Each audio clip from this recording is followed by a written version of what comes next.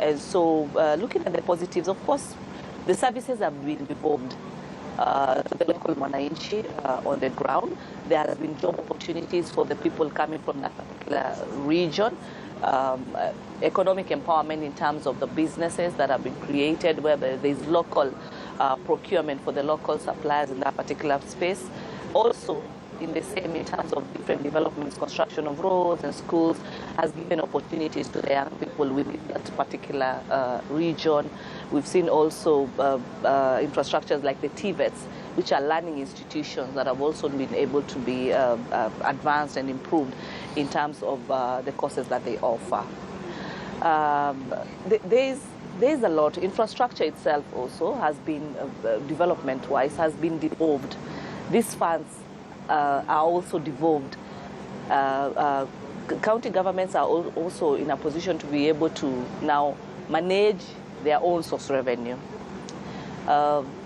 We've seen also the improvement in terms of the licensing, whereby the local business people are able to centrally get one license instead of how it used to be, where someone has over 10 licenses in the same business, fire license, I don't know, music license, advertisements, and all those kind of things.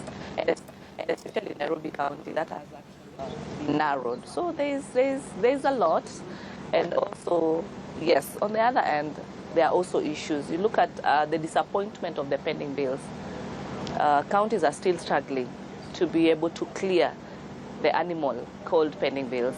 You know, yes, they've been able to communicate and talk about the de facto government, the local previous government that used to be there. They carried all these debts and they're supposed to clear. But there are counties that have really done very well, but there are counties that are still lagging behind and all that. So, and counties are really dependent on the shareable revenue from the national government. Tabitha Mutinda, a nominated senator, is urging county government to create more opportunities for young people in leadership and decision-making roles.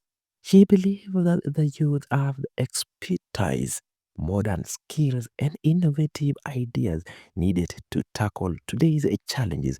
In her view, those who have already retired age should be allowed to rest and guide the next generation from the sideline while giving active responsibility to younger leaders.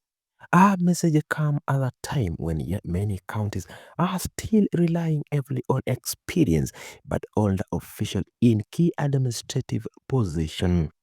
Tabitha sees this as a missed opportunity to harness the energy and creativity of young professionals.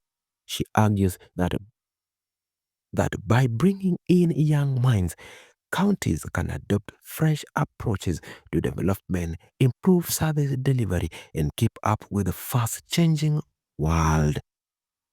Beyond leadership, Tabitha is also concerned about how counties raise and manage their own income. She points out that many counties depend almost entirely on funds from the national government. This, she says, creates a delay in projects and limits the ability of counties to plan effectively. Our solution is for governors to focus on boosting their own source revenue through local economic activities and better resource management. She believed that an integrated revenue collection system could solve many of the problems counties face instead of each county running separate system that may allow for loopholes. She suggests that all revenue should be collected through one central platform managed at the National Treasury.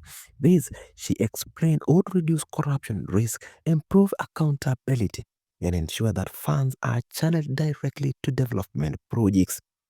Tabitha remark comes during the Revolution Conference 2025, where leaders are assessing the progress made since devolution was introduced 13 years ago.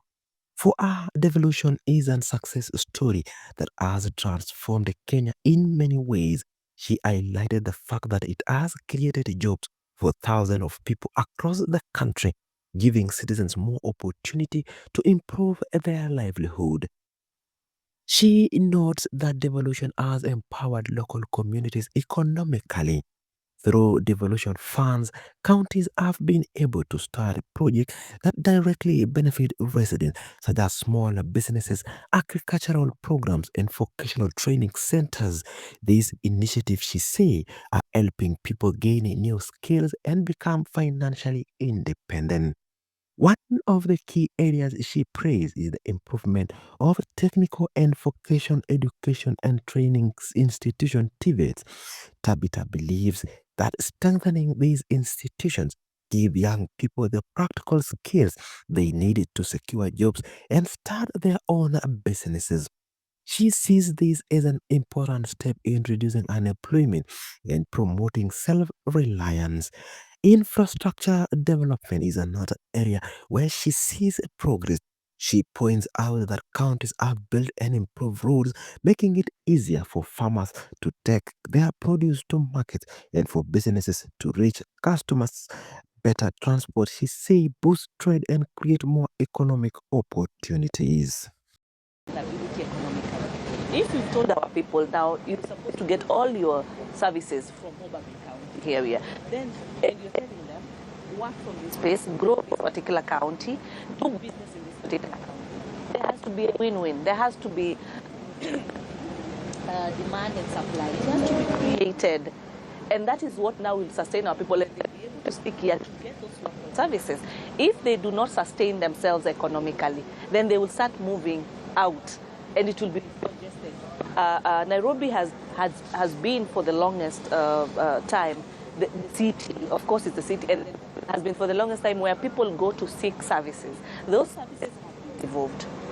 For you to sustain those services being devolved and wananchi being able to enjoy those services, then equally you need to empower them economically. That is very key. That is very important, because you see, on the issue of on-source revenue, if governors would really focus and improve on on-source revenue, their dependency on the national government will be minimized. There's a system, the integrated a system that is at the national treasury level, one centralized system that counties should be able to use to be able to ensure that it's a system that collects revenue. One system that is uniform for all of them, so that there are no loopholes, there are no opportunities for the wrong officers to be able to take funds. What do you say to this argument that probably some of this should be collapsed? Because it's been that argument that once we get to some point that we need to review the Constitution, that probably economic viability should be the way to go. I wouldn't agree really on the collapsing, because when devolution started in 2013, most of the governors, when they came in, they employed a whole new lot of people and employed them permanent and pensionable. When the governors came in 2017, they did the same. You know, it's also, we have also the challenges in terms of the political powers and all that. The new governor comes in with his or her own lot. Again, employs them permanent and pensionable. These other people are sort of get all these departments. So when we say we bundle that and look at it from a regional perspective, where do these people go? And that's why you find that now these units